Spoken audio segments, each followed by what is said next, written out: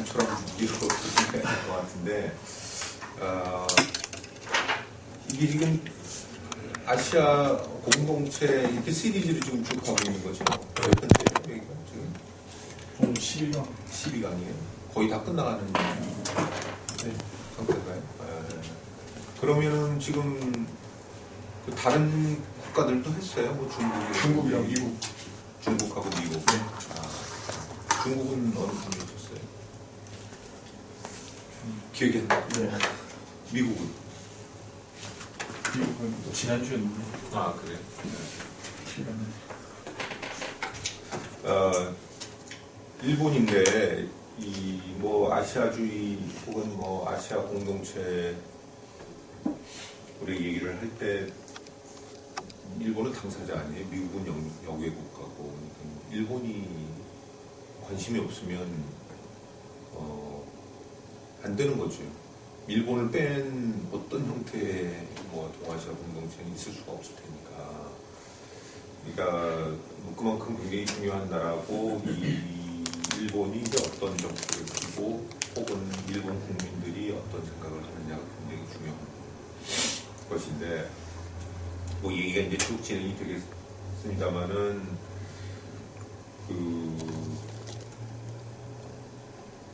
뭐 지금 이 전체 아시아 공동체 포럼이라고 하는 게 아시아 공동체를 지향을 하는 것인데 그 공동체라는 게 뭐 어느 수준의 공동체를 우리가 얘기를 하는 건지에 따라서 뭐 논의는 상당히 달라질 것 같아요. 그래서 여기서 지금 오늘 얘기를 하는 거는 여러 가지 공동체 구상들이 일본에서 있어 왔는데 첫째는 그런 것들이 뭐 어떤 얘기들이 있었는지 좀 얘기를 쭉 한번 역사적으로 좀 보고 두 번째 왜 그런 얘기를 꺼내는지에 대한 얘기들이 두 번째가 되겠고 마지막으로는 그래서 그럼 일본이 어떤 역할을 할 수 있을 것인지에 대한 그런 그 세 가지 질문을 중심으로 해서 오늘 그 강의를 하겠습니다. 근데 요 시작하기 전에 일본 사람들이 특히 우리가 지금 한중일 혹은 미국까지 포함해서 이 주변국을 어떻게 보는지에 대해서 그 여론조사를 좀 했어요. 네, 직접적으로 관련이 돼가지고 여기 이제 나오는데 이게 그 한국에서는 동아시아 연구원하고 일본에서는 겐론 엠표라는 조직하고 중국에서는 호라이존이라고 영점 연구라고 하는 그 세 그 조사 기관이 동일한 질문을 던지고 답을 봤어요. 근데 이게 지금 영어와 일어가 이렇게 지금 막 혼재되어 있는데 이거를 지금 아직 그 한글로 지금 바꾸지 못하고 있거든요. 첫 번째 질문은 지금 동아시아에서는 미국 중심의 안보 질서가 중국의 부상에 의해서 흔들리고 있고 그런 속에서 앞으로 미일이 동아시아 지역 질서에 들어와 있는 경우에 평화적인 질서가 실현될 수 있을 것이냐라고 물어본 거예요. 근데 이 질문 되게 어렵죠? 미국이 어쩌고 중국이 어쩌고 그래서 이 질문을 이렇게 다만 던지질 않고 이렇게 동아시아에서의 평화적 질서는 과연 실현 가능한 것이냐 하고 부연 설명을 한 거예요. 그러니까 이렇게 질문을 던졌더니 첫 번째는 꺼도 돼요. 네, 그게 낫겠다. 네. 오케이. 좀 응? 이게 얼굴이 안 나와서. 그럼 이 정도. 이 정도는 네. 돼요? 네. 그러면 이거를 봤을 때 첫 번째는 실현될 것이다, 실현되지 않을 것이다, 모르겠다, 대답을 거부한다. 일본 사람들은 평화에 대해서 한 14% 정도, 한국은 27%, 중국은 47%. 일본 사람들은 실현 안 될 것이다에 25%. 배가 조금 안 되는 거지만 굉장히 작은 숫자죠. 4분의 1 정도. 잘 모르겠다가 이제 모르겠고 한국은 거의 50%가 동아시아의 평화라는 건 가능하지 않다라고 지금 이렇게 보고 있고 중국 사람들은 이 48%대 32%로 해서 그 조금 더 낙관적이다. 근데 이걸 이제 내가 중국 사람이라고 얘기를 하면 지금 동아시아의 평화 질서를 실현할 수 있을 것이냐 없을 것이냐는 한편으로는 당위적인 문제잖아요. 자기의 정책이잖아요. 그리고 지금 그 중국의 부상에 의해서 미국 중심의 중국의 부상에 의해서 동아시아 질서가 흔들린다고 얘기를 하면서 앞으로 평화가 올 것이냐라고 얘기를 하면 그건 거꾸로 얘기를 하면 중국의 부상이 평화적인 부상이냐라는 질문이랑 같은 질문이 되잖아요. 근데 중국의 부상은 평화적인 부상이라고 중국 정부는 계속 얘기를 해왔기 때문에 그리고 이 중국의 퍼블릭 센티먼트라는 것도 아직도 중국은 공산주의 체제의 일당 독재 체제에 있기 때문에 상당한 정도로 정부 정책을 따라가요. 특히 외교 문제에 관해서는. 그래서 중국은 비교적 낙관적인 것인데 지금 뭐 여기서 지금 중국 얘기를 하려는 건 아니고 그 일본과 한국을 이렇게 보면 별로 그렇게 아시아의 미래에 대해서 평화적인 미래에 대해서 긍정적이지 않다. 한국은 일본보다 거의 배 정도로 다 좀 생각을 한다는 것이고 그래서 이거는 여기가 아니라 어디다가 하면 되는 거죠? 여기다가 하면 되는 건가요? 어떤 말? 이거를? 포인터를 어디다가? 여기다가? 이 프레젠테이션. 네네. 이 뒤에 있어요 컴퓨터가? 아 거기다 그냥 하여튼 누르시면. 여기다 쏘면 되는 거예요? 네. 그 두 번째는 그 중국은 신뢰할 수 있을 만한 파트너인가를 또 아시아 삼국 동일한 질문을 던졌어요. 일본 사람들은 이게 아주 신뢰할 만하다. 야, 어느 정도 신뢰하지 않는다. 전혀 신뢰하지 않는다. 모르겠다. 보면 중국 걸 신뢰할 수 있다는 건 0.6%. 그 다음에 어느 정도 신뢰한다는 6.2%. 그래서 긍정적으로 답변한 게 6.8%예요. 그리고 40% 정도는 신뢰하지 않는다. 37%는 전혀. 그러니까 일본 사람들은 중국을 굉장히 신뢰하지 않는 거죠. 이렇다고 평소에 생각했어요? 6%가 신뢰한다라고. 이거는 이제 작년도 조사인데 요 밑에 있는 거는 수치가 조금 더 나빠졌어요. 두 번째는 한국입니다. 한국은 4.1%는 신뢰할 만하다고, 어느 정도 신뢰할 만하다는 32%. 예. 그리고 신뢰하지 않는다는 52%. 이게 올해 결과입니다. 이게 이제 지난 1년 사이에 그 많은 일들이 있었잖아요. 특히 올 봄에 사드 중심해서 뭐 경제 제재 얘기도 있고 북한 문제 가지고 한중이 좀 엇갈리고 한 것들, 이런 것들을 이제 그 감안을 해봤을 때 보면 중국을 신뢰할 수 없다라는 게 50%가 넘고, 중국을 그래도 어느 정도 신뢰할 수 있다라고 생각하는 것은 한 36%. 그러니까 국민의 다수는 중국을 믿지 않는다.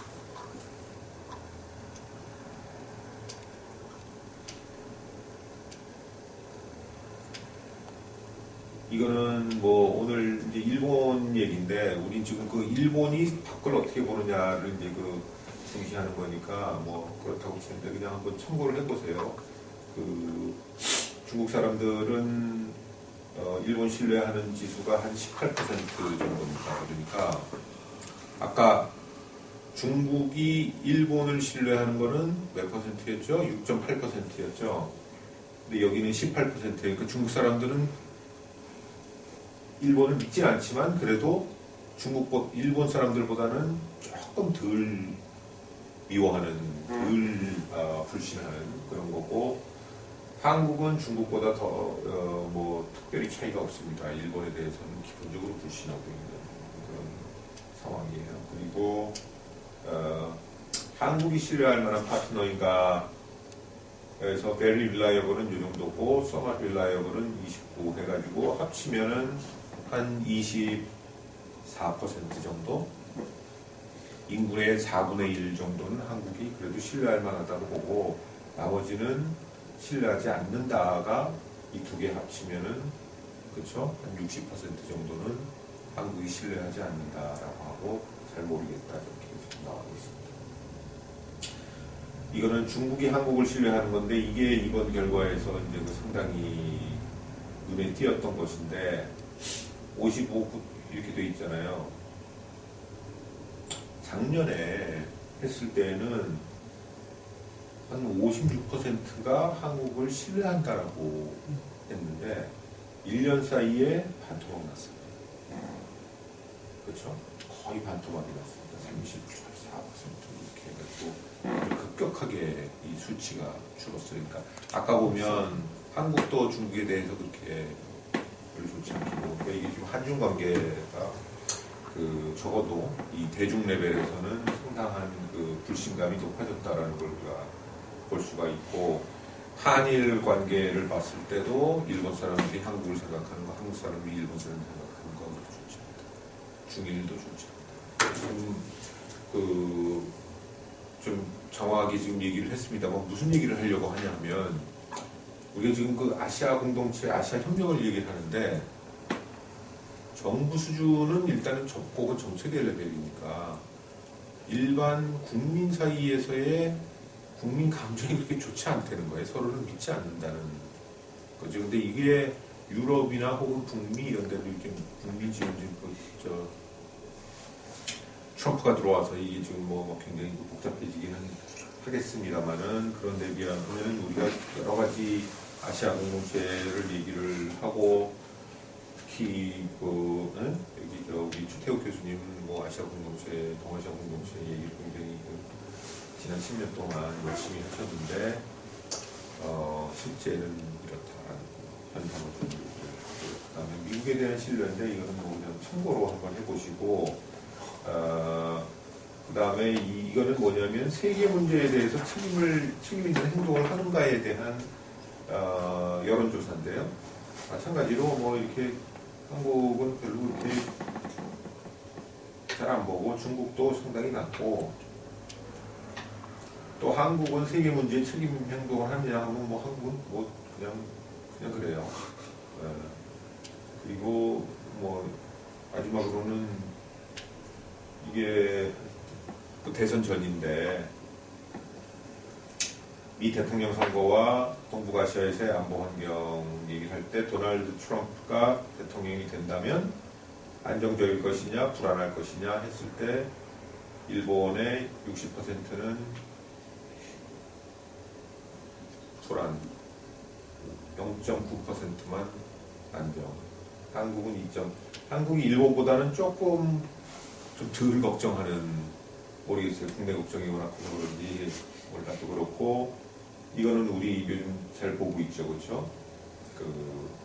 이렇게 나와 있고 노 임팩트도 상당히 크고 그러니까 중국은 트럼프 대통령에 대해서 비교적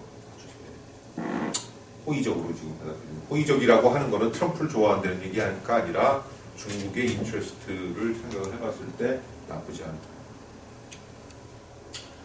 이것도 지금 이제 한국인의 이 불안한 마음을 이제 잘 보여주는데 핵무기를 찬성을 한다 일본의 2.2 그렇죠? 82.5 이렇게 아마 예상을 하셨어요?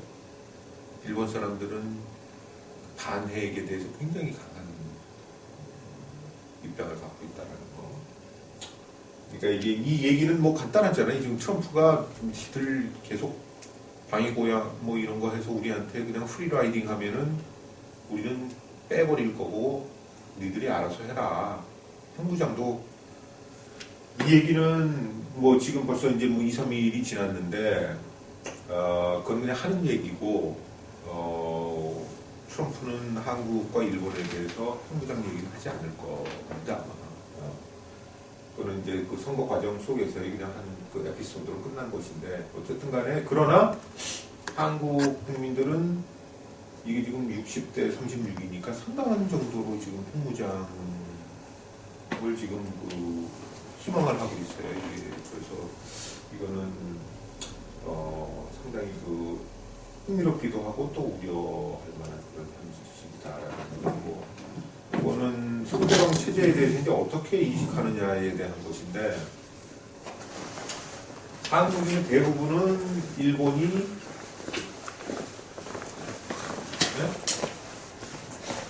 군국주의라고 생각해요. 67%.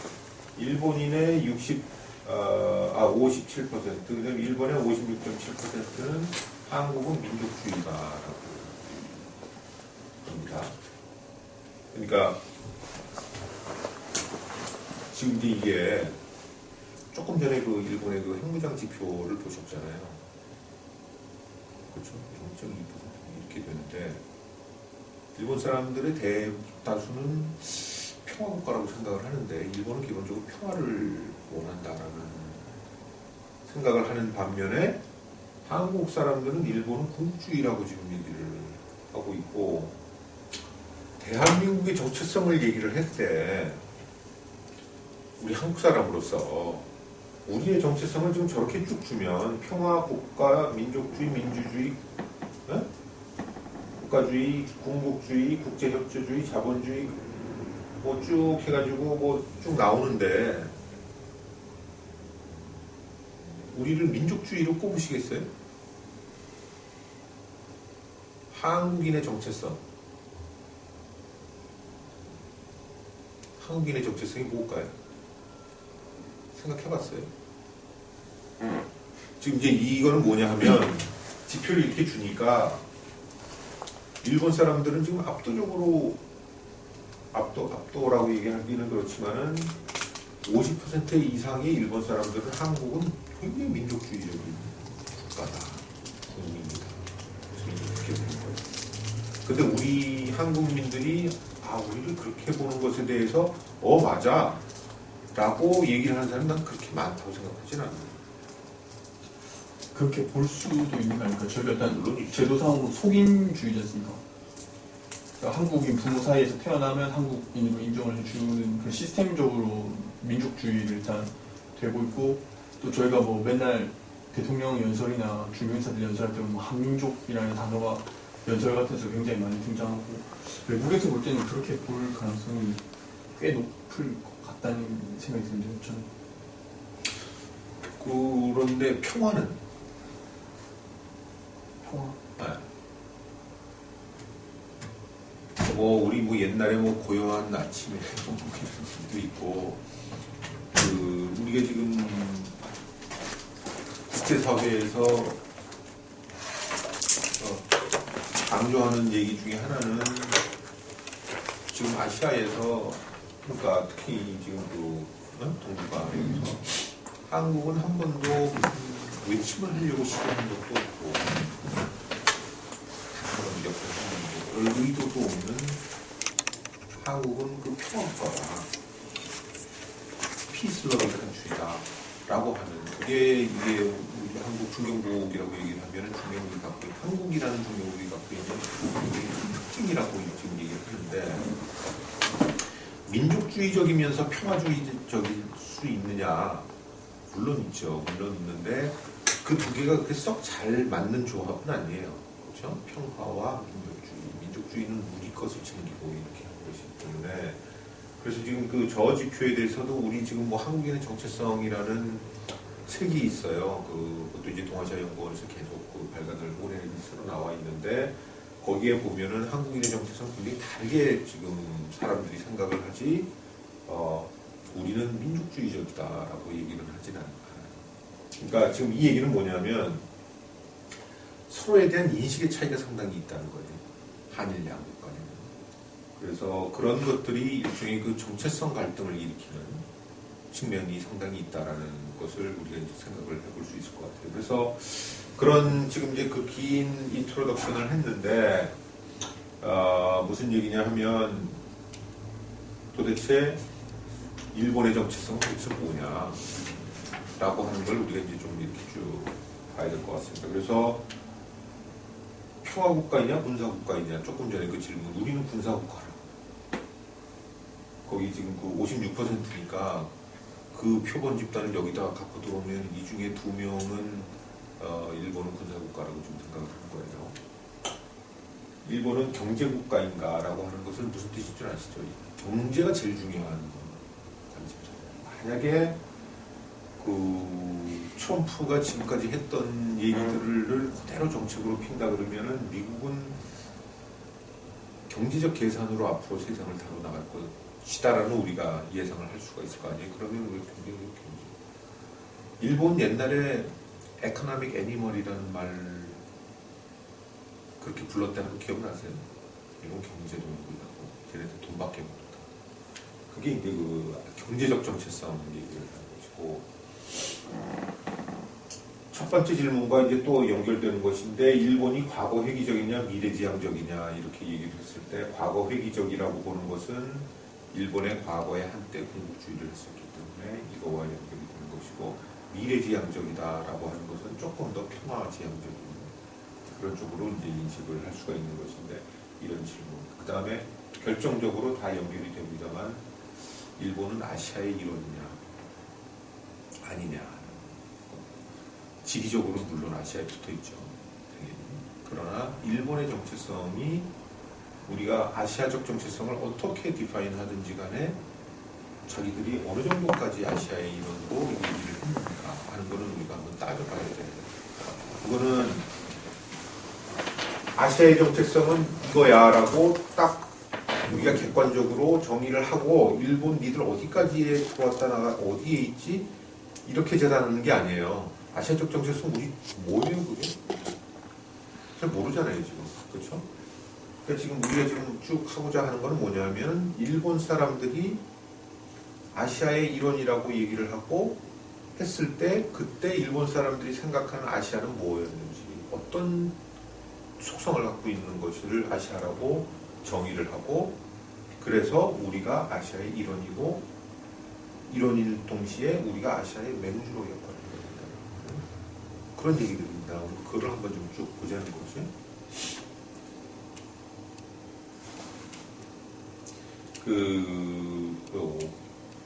역사적으로 보면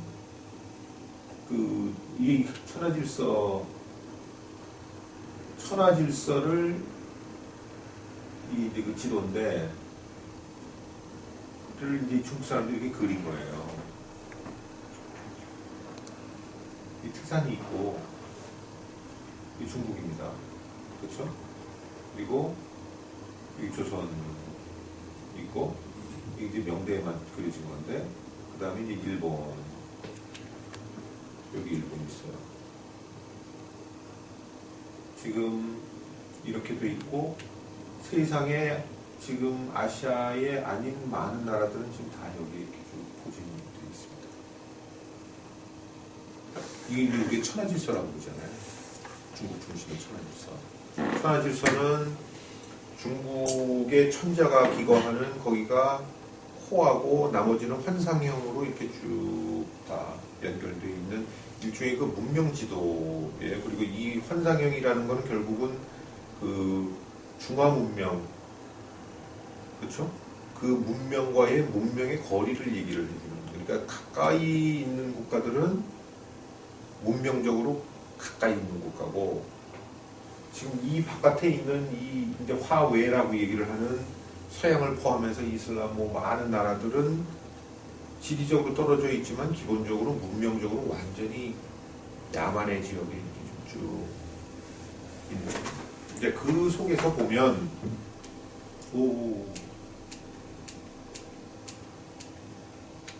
지금 여기 지리적으로는 일본이 여기 이렇게 그 포진이 되어 있는데 중심에서 이렇게 보면 일본은 조선보다 더 바깥에 있어요. 지리적으로 바깥에 있을 뿐더러 문명적으로 더 바깥에 있는.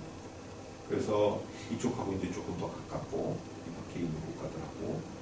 그래서 이 천하질서에서의 일본도 물론 조공국이었지만 한국은 정말 모범적인 조공국이었던 반면에 일본은 한때는 조공을 하기도 했고 하지 않기도 했어요. 그래서 이제 기록들이나 이런 연구소들을 보면은 한국은 그 여러 국가들 중에서 그 가장 중국의 조공을 자주 하는 국가예요. 1년에 4번씩. 일본 2년에 한 번. 2년에 한 번 간 게 비교적 자주 간 때고, 이 조공을 못한 경우도 굉장히 많아요. 그게 하고 싶지 않아서 조공을 안 한 게 아니라 끼워주지를 않아서 니들은 조공을 받을 자격이 조공체제에 못 들어와 있다. 그건 거꾸로 얘기를 하면 중화문명권 안에 들어오지 않아 있다는 얘기거든요. 그러니까 야만에 지금 거의 가 있다는 거 같은 얘기죠. 그래서 그 한국이 굉장히 조선이 안으로 들어와 있던 반면에 일본은 약간의 변경에 이렇게 지금 자리하고 있기 때문에, 그래서 그거를 보면 이 천하질서라는 게 2000년 혹은 3000년 아시아에 유지되어 있던 그런 그 국제 체제인데, 그 체제 속에서 일본은 비교적 그 변방에 있었다라는 얘기예요. 그러니까 이 얘기는 뭐냐 하면, 우리가 아시아를 얘기를 하고 아시아 문명을 2000년, 3000년의 문명을 얘기를 할 때 일본은 여기 깊숙이 들어와 있지 않았다는 거죠. 그러니까 아까 처음 얘기를 했을 때 아시아적 정체성을 얘기를 할 때 유교 문명적 정체성을 우리가 얘기를 하면은 일본은 변두리였다. 중국은 핵심이었고 한국은 모범적 조공국이었고, 경우에 따라서 중앙이 천자가 오랑캐로 바뀌는 경우가 있었잖아요. 청나라가 들어오고 몽고가 들어오고 이럴 때 우리가 소중하다라고 할 정도로 굉장히 프라이드를 가진 그런 중화 체제의 조공국이었던 반면에 일본은 그렇지 않았다. 바로 그게 일본이 19세기에 서양식 근대화를 성공적으로 하게 된 굉장히 큰 이유라고 우리가 볼 수 있겠죠. 그래서 그게 이제 이 메이지 유신과 문명개화인데, 이 문명개화라는 게 중화 문명, 중국 문명이 아니라 이제 서양 문명이 바뀐 거죠, 그렇죠? 그래서 과거의 야만이 문명으로 들어오고 문명이 야만으로 가버리는 이런 일들이, 문명 교체가 일어나고, 그런 문명 교체 속에서 타라론 아시죠? 타라론 후쿠자와 유키치가 얘기했던 아국은 일본은 인국의 계명을 기다려 공히 아시아를 흥하기를 더 이상 유예할 수는 없다. 그래서 일본은 아시아 동방의 아구를 떠나서 적극적으로 문명개화의 길로 접어들 것이다. 다 같이 가려고 했는데 동방의 아구인 조선과 청은 따라오지 못한다. 그러니까 이제는 더 이상 같이 갈 수 없다. 그게 갑신경변 직후에 나온 거예요. 그러니까 갑신경변이 실패하고 김옥균 일파가 일본으로 다시 이제 망명을 함에 따라서 그것을 보고, 왜냐하면 후쿠자와 유키치는 김옥균 6.1준 박영효를 자기 집에다 데려다 놓고 가르쳤단 말이에요. 가르쳤는데 그 그룹이 한국 가가지고 쿠데타에 실패하고 다시 쫓겨오는 걸 보고 아예 한국 희망이 없다 라고 얘기를, 그거는 뭐냐 하면은 우리가 이제 아시아 공동체를 얘기를 할 때 아시아와랑 다시 같이 가지 못하겠다는 선언한 게 이제 탈라론, 유명한 탈라론. 그래서 그렇게 하면서 이렇게 두 차례의 전쟁을 치러서 일본은 이제 열강의 일원이 되는 것이고, 아시아는 이제 식민지로 이제 들어가게 되는, 그게 이제 19세기에서 이게 뭐죠? 1904입니다. 2004가 아니라.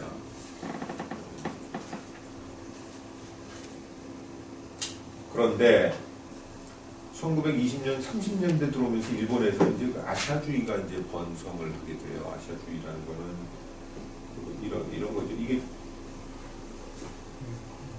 이게 누구죠? 중국. 만주. 일화만, 첩조, 천하, 획형. 이런 거예요. 그래서 이게 이제 일본의 아시아주의가 실제 현실 정책적으로 이제 표현된 것인데, 그래서 이 새로운 아시아주의는 뭐냐면, 아시아 질서라는 거는 서양의 근대국가 체제 가지고는 안 된다. 그런 여러 가지 많은 문제들이 있기 때문에 그 아시아적인 질서를 구축을 해야 되는데 그 질서의 핵심은 이게 패고가 아닌 왕도, 덕치를 해야 하는 그게 아시아고, 협화, 민족 간에 서로 그 협화하는 것, 하모니죠. 그 다음에 이런 것들을 기본으로 우리가 깔고 있는 건 뭐냐면 동문, 동족, 같은 문자를 쓰고 인종적으로 그렇기 때문에 이게 베이스가 돼서 왕도 정치와 협화. 그러니까 개별 국가들은 왕도 정치를 띠고 국제적으로는 서로 협화하는 그런 시스템을 만들어야 된다는 게 지금 이거. 근데 이게 지금 정말 아시아를 위해서 이게 서양을 배격하고 아시아를 끌어들이는 게 그런 건지 아니면 이제 이 제국주의의 하나의 그 이데올로기인지라고 하는 문제가 걸리잖아요. 그렇죠? 어느 쪽이에요? 뭐 제국주의의 이데올로기죠. 이게 그 원래 있었던 게 아니고 전쟁을 치르면서 이제 이런 얘기들이 이제 자꾸 나와요. 그럼 거꾸로 얘기를 하면은 일본 사람들을 설득하려고 하는 게 아니라 중국, 그렇죠? 만주 이쪽에 있는 사람들이 야 니들이 일본 편을 드는 게 일본 제국주의에 편입되는 게 아니라 서양에 대해서 아시아의 독립을 이루는 것이다. 이제 그런 얘기를 하는 것이니까. 그 이제 결정적으로 이제 그러면 핵심은 아까 여기 나왔던 이 둘을 과연 일본이 품을 수 있느냐 이렇게 손잡고 라고 하는 건데 참 이것도 이제 이렇게 보면 그 애들이긴 하지만 이게 지금 등치도 이놈이 제일 크고 지금 이 얘는 지금 이게 팔을 붙잡고 팔짱을 붙잡고 있고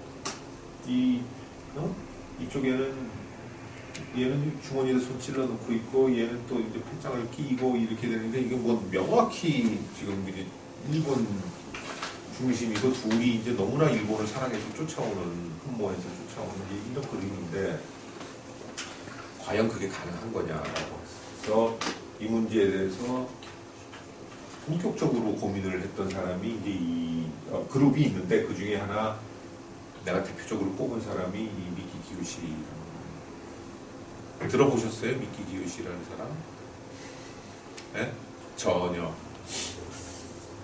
조금 소개를 좀 할까요? 그 사람이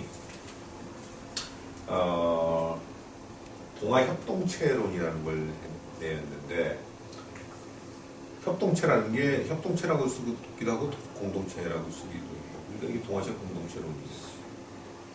이 론을 1938년도에 내놨어요. 왜 협동체라고 했느냐? 게마인샤프트를 협동체로 번역을 했어요. 게마인샤프트가 뭔 줄 알죠? 알아요? 공동체인데 그러니까 공동체. 그 반대는 뭐죠? 게셜샤프트. 게마인샤프트와 게셜샤프트 이게 그 사회를 구분하는 건데 그 게마인샤프트는 지금 공동체라고 얘기를 한 것처럼 인간들이 이 정으로 하나의 서로의 공동된 가치를 갖다 공유를 하면서 서로 이렇게 얽혀져 있는 정서적으로 얽혀져 있는 그 사회를 게마인샤프트라고 얘기를 해요. 그러니까 여러분들이 뭐 한 클래스에서 정말 이 단순히 그냥 앉아가지고 공부만 하고 가는 게 아니라 서로의 공동체 의식을 느낄 때 게마인샤프트가 되는 거예요. 게셜샤프트는 이익의 결사체예요. 무슨 얘기인 줄 알죠? 그렇죠? 그러니까 뭐 우리 지금 특별한 사업을 같이 하니까 같이 모여가지고 공통의 이익을 규정하고 그것을 갖다가 주장을 하자. 이렇게 되면 이제 그 게셜샤프트가 되는 거죠. 그래서 국제사회라는 거는 뭐 명백히 게셜샤프트인데 미끼가 지금 얘기를 하는 건 뭐냐면 동아시아에서 게마인샤프트를 만들자는 거예요. 공동체를. 그러니까 이게 우리가 흔히 얘기하는 뭐 경제적 이익에 따라서 한 몸이 뭐 같이 가자라고 하는 그런 식의 공동체, 유로피안 커뮤니티 이게 아니에요. 유로피안 에카데믹 커뮤니티 이게 아니고 서로 가치를 공유를 하는, 정서를 공유하는 그런 집단을 만들자라는 거예요. 국가 체제를 만들자라는 거예요.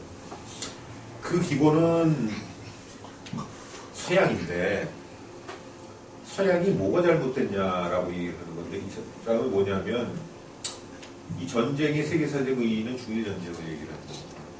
중일전쟁이 세계사적 의의를 갖는 건 뭐냐면 지금 세계사가 실패하고 있는 굉장히 해결적인 서양의 근대주의, 그러니까 자유주의, 전체주의, 물질주의, 자본주의 이런 것들이 세상을 실패의 길로 가게 만들고 있다라는 거예요. 그러니까 저런 서양의 근대주의를 극복하는 새로운 체제가 필요한데 아시아에서 그게 가능하다라는 게 이 미키 키요시의 주장이에요. 그래서 전쟁이라는 거는 이런 새로운 질서를 만드는 역사 과정에서의 하나의 중요한 단계다. 전쟁이 그냥 싸우는 게 아니고 새로운 질서를 구축하기 위한 한 단계라는 거예요. 이 파트가 여러분들이 이제 좀 수긍이 좀 안 가죠. 그렇죠? 꼭 전쟁을 해야 돼요. 어쨌든 간에 전쟁의 세계사적 의의에서 내놓은 건 세계사의 실패이기 때문에 이것을 극복하기 위해서는 자본주의, 서구 자본주의를 극복해야 되고 서구의 민족주의를 극복해야 된다고 얘기를 합니다. 그래서 자본주의를 극복하기 위해서는 아시아적인 가치를 이 사람은 협동주의라는 그 정의를 했어요. 서로 코어퍼레이티브하는. 그리고 아시아적 휴머니즘, 아시아들이 다 공유하고 있는 휴머니즘이 있다. 그래서 그 두 가지를 기반으로 한 공동체가 되어야 되고 그런 측면에서 국가가 서로 갖고 있는 특정 아주 독특한 성격들 이런 것들은 다 극복을 해야 된다고 얘기를 해요. 그건 뭐냐면 이 당시 일본이라는 건 뭐 일본적 특수성을 굉장히 강조하잖아요. 일본이 뭐 만세일계 천황사손이고 해가지고 하는 그런 그 일본주의 소위 그것을 갖다가 이제 극복을 해야 된다라고 하는 그러니까 민족주의 극복이죠. 그러니까 이게 이제 다른 뭐 작업을 하나 하고 있는데 이 얘기가 일본 내에서 굉장히 혁신적인 얘기잖아요. 당시 세상을 생각해보세요. 이게 한편으로는 지금 군부가 굉장히 세력을 지금 얻고 있고 지성계에는 일본주의가 만연을 하고 일본적 독특성을 강조하고 일본의 그 지위를 세계 체제 내에서 일본 지위를 갖다 격상시키려고 하는 그런 당론들이 있고 경제적으로는 재벌들이 장악을 하고 있는 그런 시스템인데 거기서 한편으로는 자본주의 극복을 해야 된다라고 얘기를 했고 그렇죠? 자유주의적, 물질주의적 경향성을 극복을 하고 한편으로는 일본의 민족주의를 극복을 해야 된다라고 하는 게 굉장히 혁명적인, 혁신적인 얘기고 그래서 이 얘기들이 아시아의 좌파 지식인들한테 굉장히 호응을 얻었어요. 그렇지 않겠어요? 이게 지금 특히 당시에 조선에 있는 사람들이 일본이 뭐 헌국 신민 이걸 막 떠드는데 갑자기 여기서 민족주의를 극복을 해야 된다고 하니까 물론 그 시절에는 아직 뭐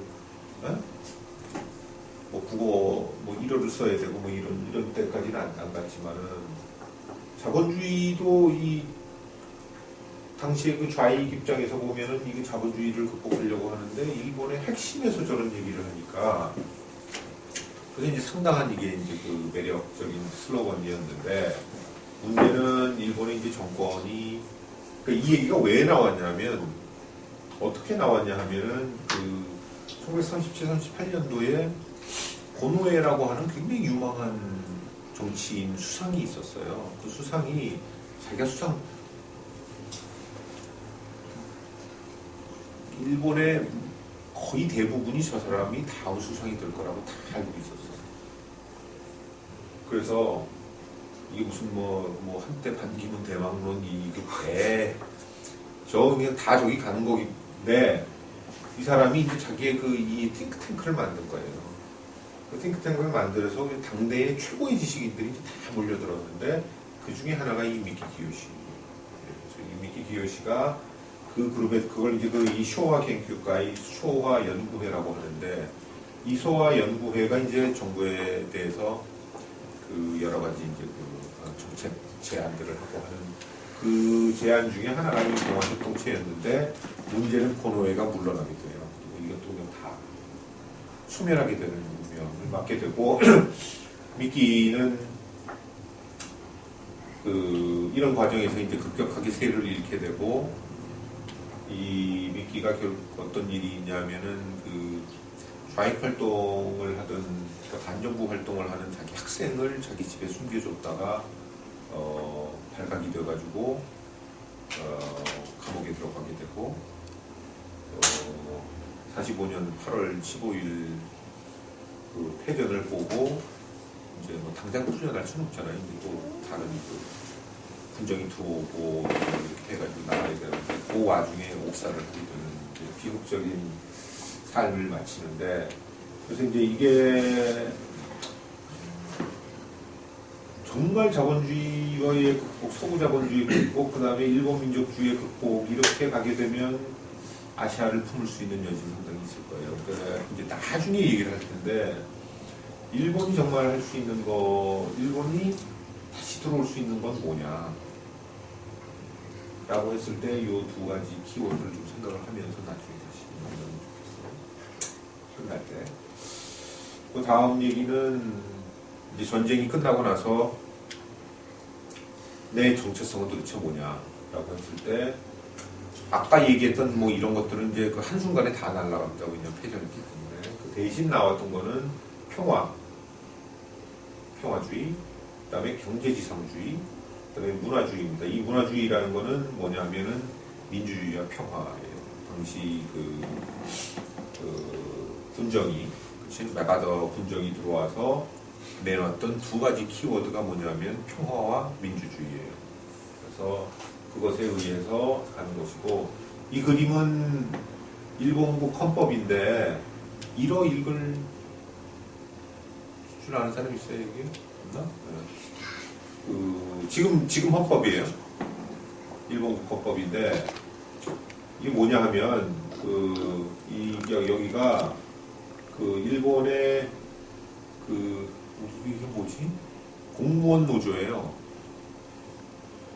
일본의 공무원 노조인데 요미무라라고 하는 요미무라 초원의 직원 노조인데 자위대는 헌법 위반이다라고 해서 떠드는데 그게 이제 무슨 얘기냐 하면 일본국 헌법 제2조에 보면은 제9조에 보면은 2장의 제9조에 보면 일본 국민은 정의와 질서를 기초로 하는 국제 평화를 성실히 희구하고 국권의 발동에 의한 전쟁이나 무력에 의한 위협 또는 무력의 행사를 국제 분쟁에 해결하는 수단으로서 영구히 포기한다 라는 거예요. 다시 말해서 일본은 국제 분쟁을 해결하는 수단으로 전쟁을 무력을 사용하지 않는다. 단 한 가지, 외침을 받았을 때는 무력을 사용하죠. 그러나 국제 분쟁의 수단으로서 국제 분쟁이라는 건 뭐 경우에 따라서는 뭐 통상 분쟁이 있을 수도 있고, 그렇죠? 무슨 뭐 해역에서 이게 네 거네 내 거네 이 해역이 뭐 그런 것도 있을 수 있고 여러 가지 국제 분쟁이라는 게 있을 수가 있는데 그 분쟁에서 절대로 무력을 사용하지 않는다. 그러므로 그것에 의거해서 육해공군 기타 일체 전력은 보유하지 않는다라고 하는데 왜 자위대를 만드냐라고 해서 그건 헌법 위반이다라고 해가지고 이제 얘네들이 떠드는 것들을 보여주고 있습니다. 그만큼 이게 엄청난 전쟁을 굉장히 장기간 동안 치렀던 일본 국민들, 일본의 민중들은 이 전쟁은 이제 더 이상 없었으면 좋겠다라고 하는 강렬한 열망들이 있었고, 그게 이제 평화주의로 드러나고, 그 평화주의는 일본국 헌법과 같이 이렇게 만나게 되는 거죠. 그래서 일본의 전후에서의 여러 가지 이제 그 새로운 정체성은 결국은 평화를 그럼 어떻게 달성하냐. 헌법 재구조 이렇게 해놓고 그 다음에 미일 동맹으로 미국의 군사력 미국을 동맹국인 미국의 군사력을 일본 영토에 데리고 들어와서 일본을 지키게 만드는 미일 동맹 핵심이죠. 그리고 경제 건설을 합니다. 그러니까 이 세 개가 평화, 경제, 그 다음에 민주주의와 평화라는 새로운 문화주의. 무슨 말인지 알죠? 과거의 일본의 문화주의라는 거는 일본적 독특성을 강조하는, 그쵸? 국채, 일본주의 이런 문화에서 그 문화가 아니라 보편 문화로 지금 넘어오는 거예요. 평화주의, 민주주의도. 그래서 그게 이제 그 45년 이후에 일본의 정체성이고, 소득 배분 계획 뭐 이런 걸 하면서 글로벌하게는 저놈들은 에코노믹 애니멀이다, 돈밖에 모른다, 이런 얘기가 이제 나오게 되는 게.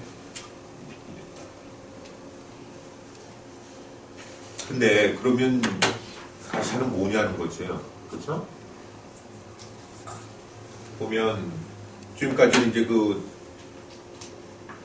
일단 중간 정리를 좀 하면 보세요. 우리가 그 아시아 공동체, 아시아주의 이런 걸 얘기할 때 빼놓을 수 없는 거는 2000년, 중국 사람들 말에 따르면 4000년이에요.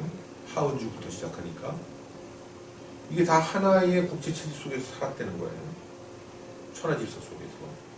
좋든 싫든. 그러니까 하나의 질서 속에서 살아왔고 나머지는 오랑캐 이렇게 돼 있는 건데,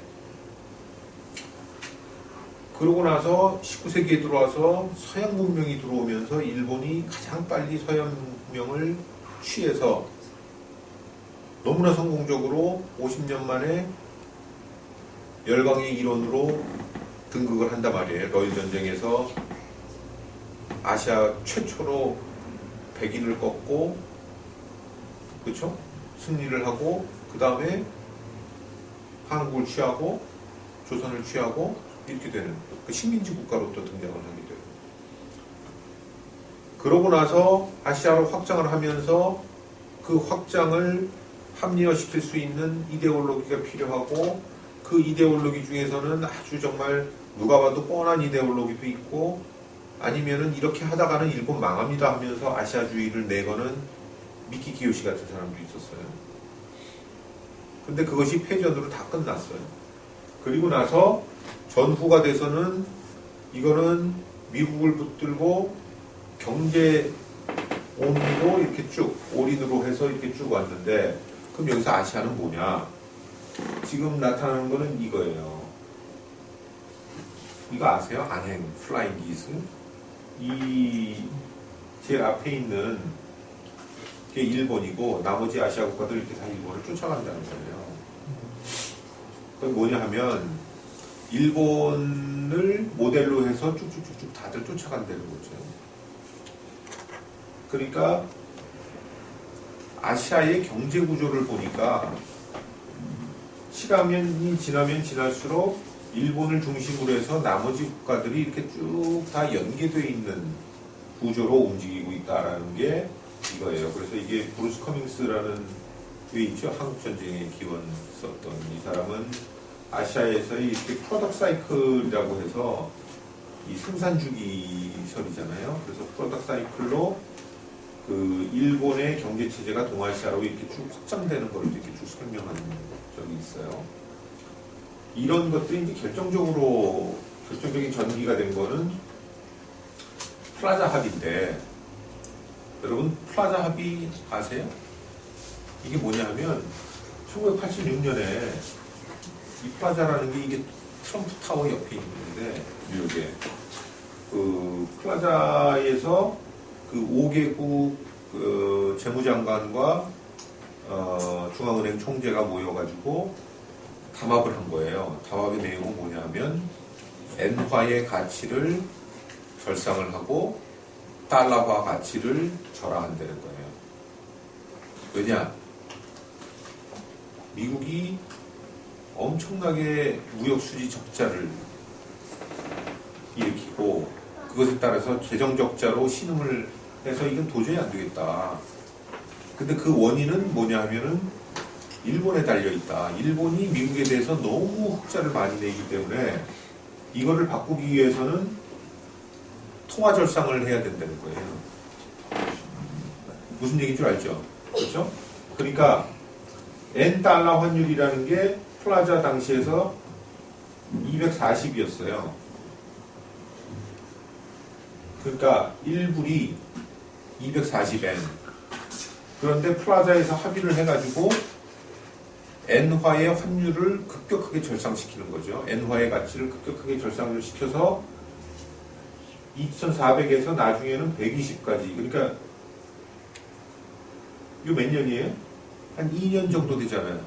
2년 동안에 일본의 달러 대비 일본 엔화의 가치가 배가 된 거예요.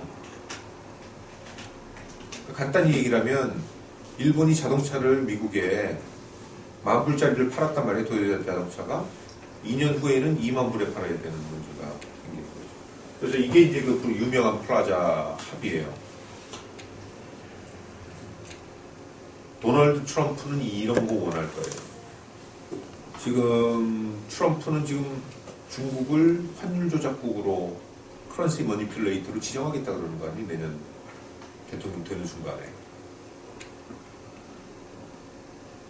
그러고 나면 이제 여러 가지 이제 무역 보복을 하게 될 텐데, 그건 거꾸로 얘기를 하면은 뭐냐면, 니들이 알아서 위안화 가치를, 달러 대비 위안화 가치를 절상시켜라. 라고 얘기를 하는 거고, 똑같은 압력이 엔화와 원화, 한국 원화한테 이제 올 겁니다. 그러니까 우리 그 내년쯤 되면은 이제 원화 가치가 상당히 올라갈 거예요. 지금은 원화 가치 막 떨어지고 있어요. 지금 막 불안하니까 한국 경제에 대한 미래가 불안한데, 그래서 이게 플라자 합의고, 그래서 이 플라자 합의에 의해서 달러만 그 절하되고 나머지 커런시들이 대강 다 이렇게 그 절상되는 것들을 이렇게 보고 있고, 이게 파운드는 뭐 그대로 이제 가치가, 왜냐면 영국이 그 당시 엄청나게 헤매고 있었기 때문에, 이런 일이 벌어지면 어떻게 되냐? 일본이 해외 투자를 급격하게 늘리게 됩니다. 그렇죠. 자기 화폐 가치가 올라가게 되면 투자하기가 굉장히 뭐 관광도 많이 하게 되고 투자도 많이 하게 되고, 그래서 이게 요 기간 동안에 일본의 투자가 굉장히 급격하게 이렇게 증가하는 걸, GDP 대비 해외 직접 투자가 이렇게 증가하는 거, 그것도 추세는 계속 가는 거예요. 뭔 얘기냐? 특히 투자가 이 로우 인컴 이코노미가 아시아 국가들이래요. 하이어 인컴 이코노미는 일본, 이거는 서구고, 그렇죠? 보면 아까 플라자 86년이죠. 여기를 기점으로 해서 중국에 대한 투자 확 올라가서 쭉 갑니다. 그리고 로우 인컴 이코노미가 여기를 기점으로 해서 또 이렇게 올라가고, 여기에, 그렇죠? 이런 일들이 지금 이제 일본이 급격하게 해외 투자를 늘리게 되는. 그래서 이 해외 투자를 늘리게 되면서 그 아시아에, 일본에서 아시아주의가 굉장히 이제 나오기 시작해요. 왜냐하면 아시아 투자를 점점 늘리게 되니까 아시아가 서로 경제적으로 통합되는 게 좋겠다. 라고 하는 그런 그 주장들이 이제 굉장히 강해지게 되는 거죠. 그래서 아까 86년도에 플라자 이후에 1990년대가 되게 되면은 그 경제적 통합을 추구하려는 일본의 움직임들이 굉장히 빨라지게 되는데, 그게 이제 그 1990년대인데, 문제는 뭐냐면 90년대 후반을 들어가면서 일본 경제가 이제 문제가 생기고 아시아 전체가 문제가 생기고, 그래서 외환 위기가 오고 이런 일들이 있었죠. 그렇죠?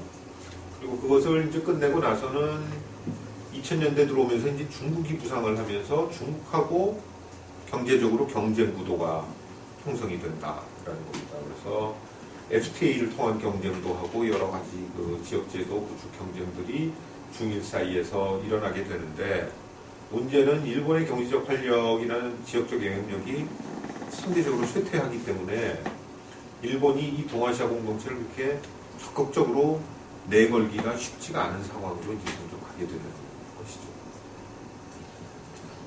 그래서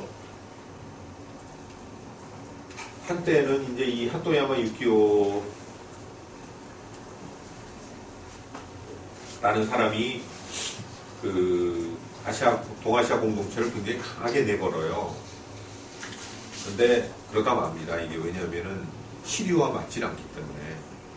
그러니까 거의 에피소드로 끝나는데, 동아시아를 우애 공동체라고 해서 서로 우애 공동체로 이렇게 엮는다라고 하고, 미국의 1급 체제를 거부하고 미국식 세계화 거부하고 중국과 한국에 대한 외교를 중시하고 이런 것들을 펼쳤는데, 이 사람이 그냥 1년 만에 바로 물러나게 되죠. 그 물러나게 되는 가장 큰 요인은 이 하토야마 아시죠? 이 사람이 왜 저 서대문에서 무릎 꿇고 해가지고 상당히 그 반향이 컸었던 인물인데, 이 양반이 이제 뭘 했냐 하면 2009년도에 집권을 하면서 평소의 지론이 그 오키나와에서 그 지금 나와 있는 해병대 헬기장이 있어요. 그 문제가 오키나와 문제 아시죠? 그렇죠? 그 기지를 오키나와 현외로 이전을 해야 된다라는 게 이 사람의 평소 지론이에요. 그리고 저 사람의 더 큰 지론은 뭐냐면은 주둔군 없는 동맹이에요. 군사 동맹은 하되 일본에 주둔군을 두지 말자라고.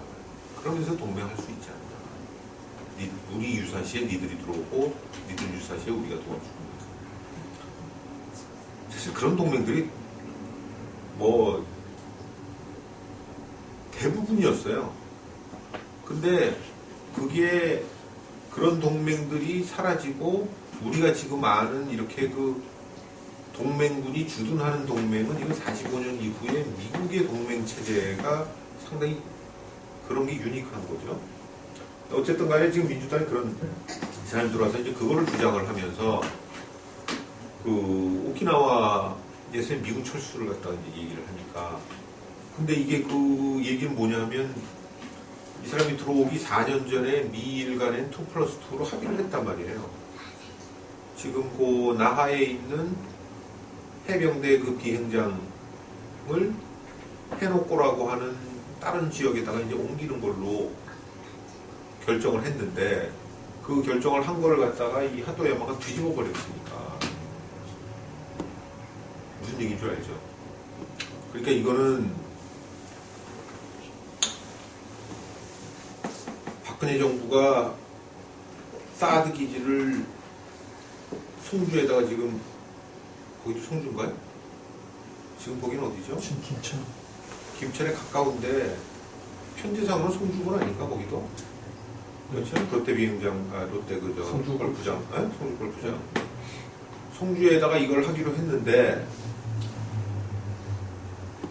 다음 정권이 들어와가지고 안 된다 라고 얘기를 하면 그 미국은 어떻게 나오겠어요? 니들 1년 전에 지금 이거 다 이거 해가지고 정부 대 정부로 합의를 봤는데, 그래가지고 지금 저 작업까지 지금 하고 있는데 원점에서 다시 재검토라고 한다 그러면 이제 큰 외교 문제가 생기겠죠. 이 사람이 한 게 뭐냐 하면은 현외, 오키나와 현외로 한다 그러면서 구지를 찾지를 못한 거예요. 그러니까 미국은 거 봐라, 이런 아무 대책도 없이 나가라고 하는 게 말이 되는 얘기냐. 근데 그 한편으로는 또 동아시아 공동체 중국과 한국 외교 중시한다. 그러니까 이게 대미 외교를 경시한다라고 이제 미국이 생각을 했기 때문에 그 그 핵심 인물이 힐러리 클린턴이에요, 당시 국무장관. 그러니까 이제 물러나요. 이게 그냥 막 그런 일들이 벌어지니까 여론이 급격하게 악화되고 이게 나라 망치는 거 아니냐 이렇게 돼가지고 이제 그 정권 교대한 1년 만에 바로 이제 그 물러나게 되는 이런 그 에피소드가 있는데 이게 단지 이제 그 기지 문제뿐만이 아니라 그 전통적인 미일 관계를 해치려고 한다라는 미국의 그런 그 믿음이 기저에 있었던 것들이 저는 불안하다라고 했는 것들이 이제 그런 여론이 형성되면서 쫓겨날 수밖에 없는. 그래서 아마 그 일본에서 동아시아 공동체 얘기는 대강 여기서 끝났다고 보면 됩니다. 이 사람에 대해서. 그래서는 이제 2010년하고 2년 만에 이제 아베 총리가 들어오는데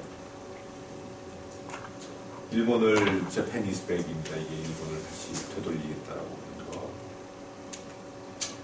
그리고 이제 이 사람 상당히 이제 우익적인 정체성을 갖고 있잖아요, 그렇죠? 그래서 그 우익적인 정체성을 새로 만들어내려면 역사에 대한 재평가가 있어야 되잖아요. 그래서 이제 그런 일들이 우리 교과서 그거 아닌 비슷한 얘기죠. 그래서 일축되면서 주변국하고 이제 그 말썽을 일으키게 되는 이것도 이제 상당히 우리가 좀 주목해볼 만한 일인데 이게 일본 외무성 사이트에 가면 4년이죠. 4월 보면 일본의 영토로 여기를 다 집어넣어요. 아세요? 이게 일본의 교과서에는 이렇게 돼 있어요. 교과서에는. 근데 일본 교과서는 일본이 주권을 갖고 있는 주권적 영역 내에 있으니까 그 교과서에 대해서 남들이 다른 나라가 비난을 할 수 있지만 그거는 그거란 말이에요. 근데 이게 지금 외무성이 이거라는 건 이건 지금 외교적으로 일본의 영토를 이렇게 규정을 해버렸어요. 이때. 여기가 지금 얘기되고 있는 알죠? 러시아와 일본 사이에 북방 영토. 섬이 4개가 있어요, 거기에. 근데 일본은 4개 다 반환하라고 하는 거고 러시아는 2개를 일단 주고 왜냐면 나머지 2대는 지금 러시아 사람들이 많이 사니까 그래서 이제 2개를 반환하는 대신에 경제 협력해서 좀 돈을 많이 받겠다라고 하는데 여기가 없고 다케시마라고 해서 여기도 점점점점 있죠. 그래서 이제 일본 영토로 편입을 했고 센카쿠 여기가 센카쿠입니다. 그다음에 요나구미시마라고 해서 여기 또 하나가 있고 한 것들도 이렇게 저희들이 딱 그 점을 그어서 이렇게 했고 오키노토리시마라고 하는 거 아세요? 이게 암초에 가까운 건데 암초를 영토라고 하면 그까지 자기 해역이 돼버리니까 그래서 이제 이것도 이렇게 해갖고 미나토 토리시마는 이거는 나와 있어요. 해수면위로. 근데 이제 문제가 되는 게 이제 오키노토리시마죠. 이거는 그냥 이렇게 되어 있는 것이라 우리 여기 뭐죠? 마라도 그런 거예요. 그래서 지금 이제 이렇게 해서 일본의 영토를 이렇게 얘네들이 딱 규정을 해버려서 이게 이제 다 아베 정부가 이제 다 한 건데 그래서 이런 것들이 이제 이 아베의 새로운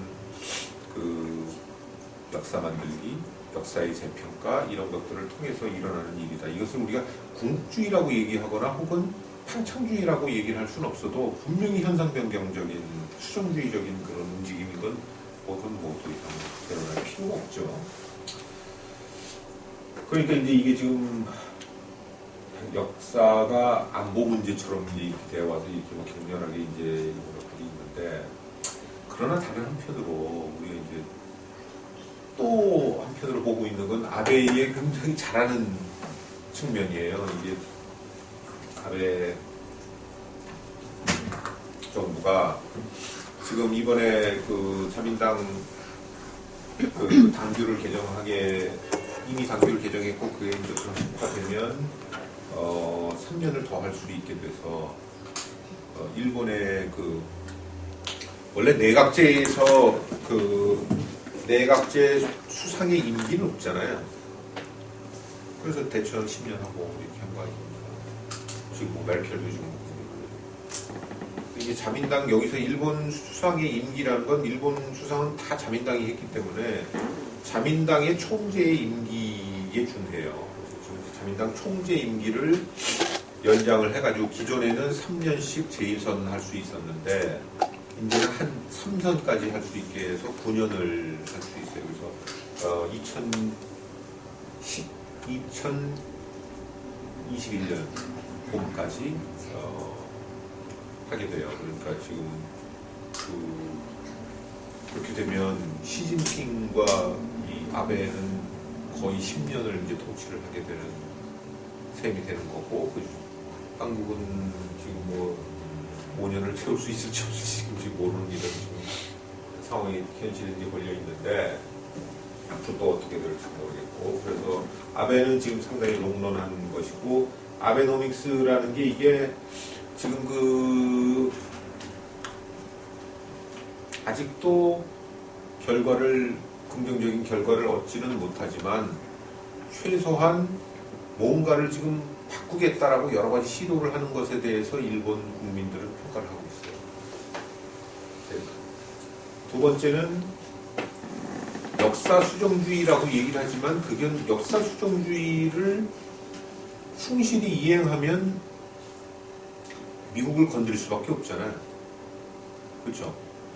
왜냐면 현재 질서라는 거는 1953년에 샌프란시스코 조약에 의해서 다 정리가 된 건데, 그렇죠? 독도도 그렇고 여러 가지 다 정리가 된 건데, 지금 역사 수정주의를 얘기를 해서 그거를 얻겠다는 거는 1953년도에 미국이 주도한 아시아 질서를 재편성하겠다는 얘기가 되기 때문에 그런 거는 또 건드리지 않아요. 그러니까 이게 분명히 이 미국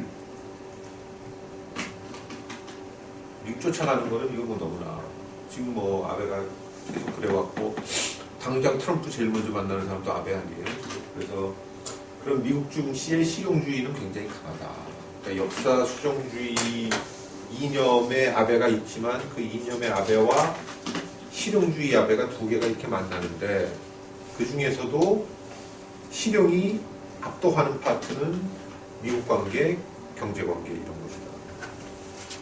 중국 견제가 있는데 이것도 우리가 뭐 실용주의라고 꼭 얘기를 해야 될지는 모르겠습니다만은 중국에 대해서 여러 가지 그 견제를 하고 일본 국민들 상당히 지지하죠.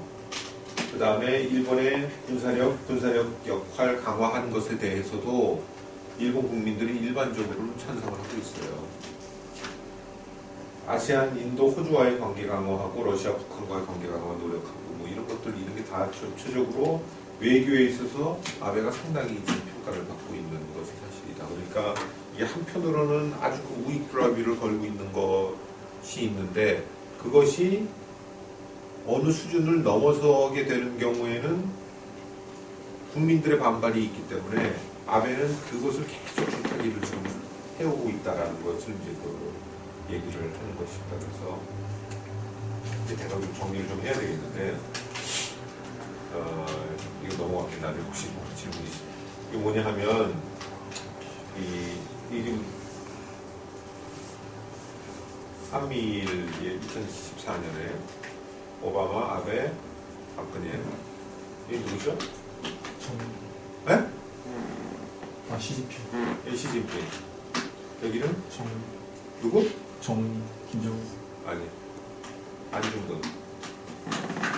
여기는 손여상. 그리고 이 양반이 지금 태극기를 흔들고 있잖아요. 이건 뭐냐 하면 오바마가 주동이 돼서 한미일 3국 간의 안보 협력, 경제 협력 이걸 철저히 다져나가는 게 미국의 이익이니까, 미국의 소위 아시아 재균형 정책의 가장 중요한 파트니까 이거를 하려고 하고 아베는 뭐 좋죠. 거기에 잘 따라 나왔는데 박근혜 대통령은 아베의 역사 인식 때문에 만나기를 싫어하지만 오바마가 만나자 그러니까 억지로 지금 앉아 있는데 그래서 뭔가를 하려고 하는데 뒤에서 역사 문제로 계속 지금 회방을 지금 놓는 거예요. 시진핑이 밖에서 태극기를 흔들면 이 두 사람은 불쾌하고 이 사람은 굉장히 곤혹스럽겠지. 지금 뭐냐 하면 동북아 국제정치가 지금 이렇게 돌아갔단 말이에요. 여태까지. 미국은 한일을 엮어서 협조체제를 구축을 하고 그 협조체제 속에서 중국도 견제하고 북한도 견제하고 이걸 하려고 하는 것이고 아베는 이 틀을 전적으로 틀에 동의를 하면서 요거와 함께 국내적으로는 자기 이념 그렇죠? 역사수정주의 이것도 해가지고 또 자기 지지 기반에 호응을 해야 되는 그 파트는 또 따로 갖고 있는 것인데 요 파트 때문에 박근혜 대통령은 계속 반발을 하고 있는 것이란 말이에요. 그렇죠? 박 대통령은 그것 때문에 한중일 만나는 이 판이 싫은데 미국이 하자 그러니까 판을 깰 수는 없고 억지로 나와 있는데 뒤에서 중국이 저렇게 하니까 상당히 곤혹스러운 입장에 지금 걸리는 게 그동안의 한국이었다는 거예요. 이게 무슨 얘기냐 하면 전략적으로 한편엔 중국, 한편에는 미일이 있는 거예요. 그렇죠? 그러면 한국의 입장은 중간에 걸려 있는 거죠. 미일에 또 가깝겠죠. 역사 문제로 보면 한국은 분명히 중국 쪽에 지금 가 있는 거예요. 중국은 역사를 동원해서 역사를 미끼로 해서 한국을 한미일에서 끌어내려고 하는 거죠. 그렇죠? 그 끌어내는 거는 한일 관계를 이용을 하는 거죠. 한일 역사를 통해서 한일 관계가 악화된 것을 이용을 해서 더 역사 문제를 부추겨서 한일 관계를 멀어지게 하고 한국을 일본, 중국 쪽으로 끌어들이려고 하는. 그러니까 이게 역사가 역사로 끝나는 게 아니라 역사가 이게 외교 전략하고 이렇게 다 맞물려가지고 이게 돌아가는 판이 동북아 국제정치인데 그 속에서 한국이 좀 괴로운 입장에 있었다는 거를 보여주는 게 이 지금 만화예요. 저 이제 사토 마사키라는 그 도쿄신문에 이 컬툰도 있을 텐데 그래서 이걸 보고 그 감탄을 해서 네, 이거는 지금 벌써 몇 년이죠? 2년 반을 내가 지금 계속 써먹고 있어요. 근데 그게 이제 좀 현실이다라는 얘기를 하고, 그러니까 그것은 거꾸로 얘기를 하면, 그러니까 다시 얘기를 하면 우리가 그 이제까지 봤던 것처럼 동북아라는 게 이게 경제적으로는 서로 이렇게 연결될 유인 요소가 굉장히 강한 건 맞는데, 그러나 정체성 차원에서 보면 이게 쉽지가 않다. 우리 지금 본 것처럼 일본의 정체성이라고 얘기를 하는 거는 이게 경제적으로는 동아시아 공동체를 이렇게 엮으려고 하는 것에 대해서 분명히 서포트를 하지만 다른 쪽으로는 일본의 인터레스트와 정체성은 상당히 달리가 있다라는 걸 우리가 지금 볼 수가 있는 거예요. 한편으로 지금 나와 있는 것처럼 민족주의, 국수주의와 보편주의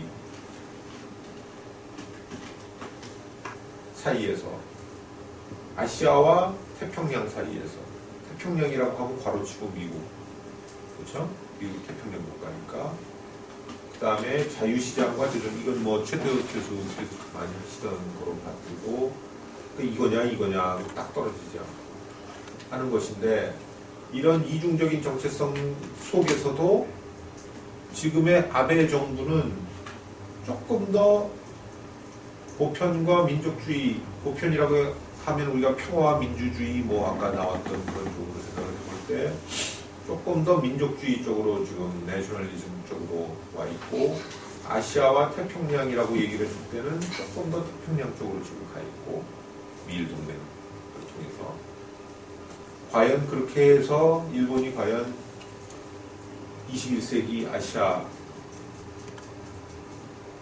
질서가 지금 만들어지는 속에서 과연 얼마나 중요한 플레이어로 갈 수 있을 것이냐에 대한 이제 우리가 그 의문을 좀 이제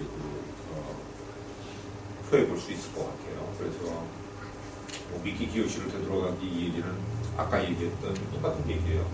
민족주의와 자본주의에 대해서 일본이 새로운 모델을 과연 낼 수 있는지, 민족주의를 넘어설 수 있는지 이런 것들이 중요한데 그런 것들이 되면은 일본이 아시아에서 새로운 정말 리더로서 등장할 수 있을 것이다. 별로 얘기를 할 필요는 없지만 얘기를 여기서 끝내겠습니다. 그러면